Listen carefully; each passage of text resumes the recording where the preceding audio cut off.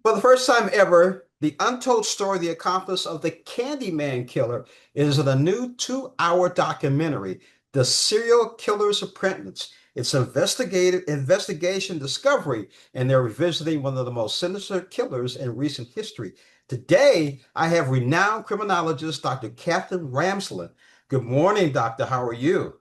I'm doing well. Thank you for having me. Thank you for joining us. So you actually got a chance to interview the accomplice, Elmer Wayne Henley. Let's talk about that a little bit.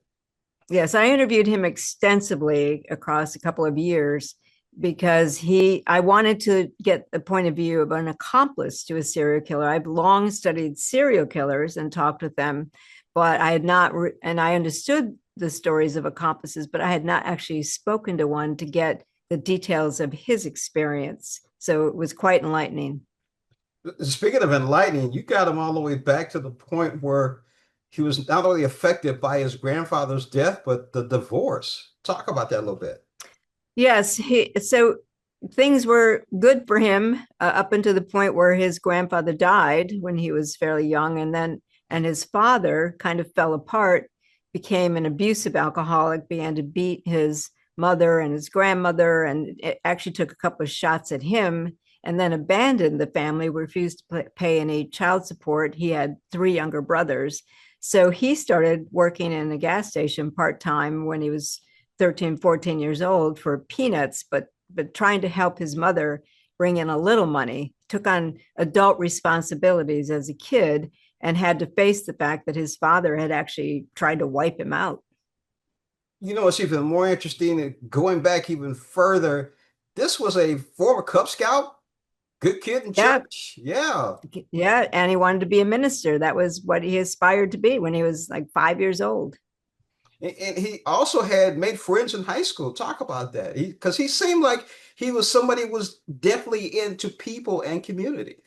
Yeah, he actually dropped out in ninth grade, as a result of suffering from the divorce of his father and mother, and really just having trouble with it. He was held back a year, and that made things even more difficult for him because he lost some of his associations with kids. But he was friends with kids in his neighborhood, but still stumbling along, and he was spotted by David Brooks, an accomplice to the serial killer, who then brought him in, and he became a second accomplice.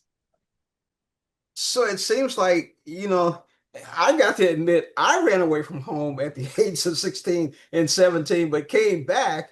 I mean, and he runs away from home because of the abusiveness. What people prey on this. Talk about the predators who prey on these kids and other people who they see as vulnerable.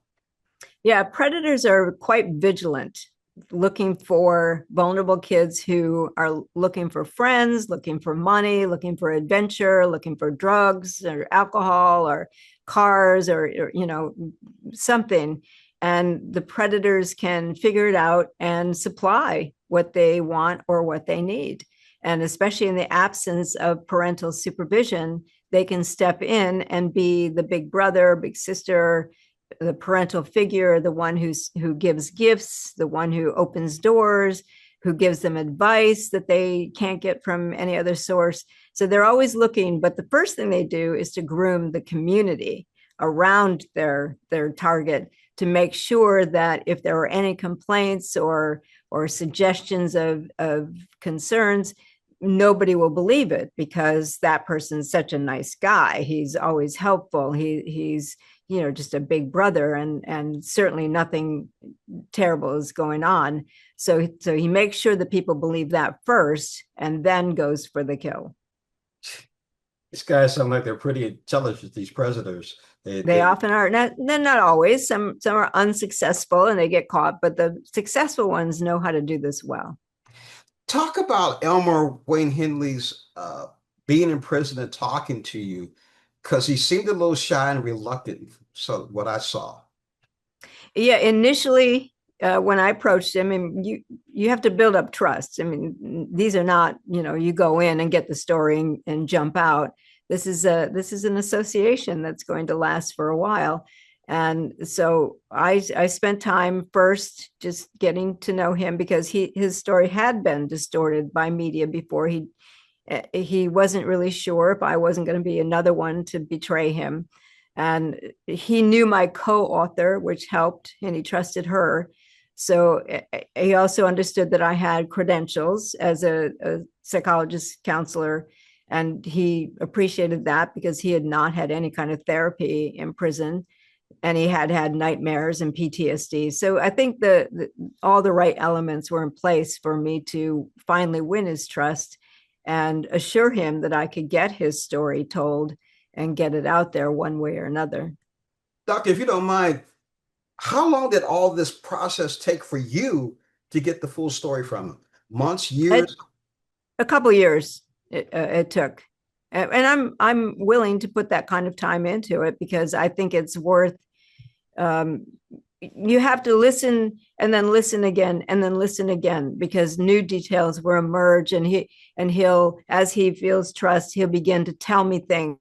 And there were a few things he had never told anybody that after about a year of talking with him he finally came out with. So patience and time it takes. Wow. It's called The Killer, Serial Killer's Apprentice on Investigation Discovery.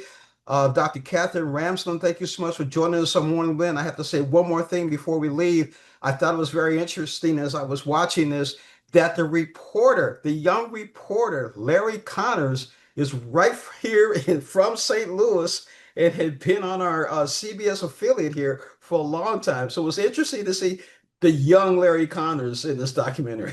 Oh, true. Yes. Yes. Well, thank you for having me. I appreciate it. Thank you for joining us on Morning Blend.